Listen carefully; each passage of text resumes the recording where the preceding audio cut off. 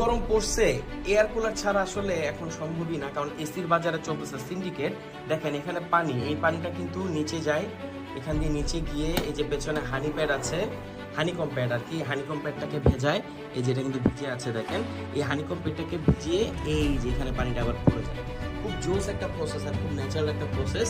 তো এই ফ্যানটা কিন্তু বাতাস কালেক্ট করে এদিক থেকে, এই জন্য ঠান্ডা বাতাস এখান থেকে আউটপুট হিসেবে দিতে পারে। খুবই জোস একটা এয়ার কুলার, বাজারে বর্তমানে এত সেল হচ্ছে, মানে আমরা প্রতিদিন কয়েকশো প্যাকেজিং করে পাঠিয়েছি। আর এই যে এটার সাথে এরকম বোতল দেওয়া আছে, এগুলোকে আপনি বরফ করে ফেলতে পারবেন। সো বরফ করে আপনি উপরে দুইটা দিতে পারবেন, নিচে দুইটা দিতে পারবেন, টোটাল 4টা পাবেন। 4টা বরফ যখন আপনারা এটার সাথে দিবেন, ভাই বাতাস যে কি ঠান্ডা হয় মানে বলে বোঝানোর মতো না। আর এগুলো কিন্তু দেখেন রুম ঠান্ডা করার জিনিস না, এসির সাথে এটা তুলনা করবেন না। এটা মনে করেন 2-3 জন মানুষকে ইজিলি এটা বাতাস দিতে পারবে। দেখেন সুইং হচ্ছে, অর্থাৎ বাতাসের দিক থেকে দিক হচ্ছে।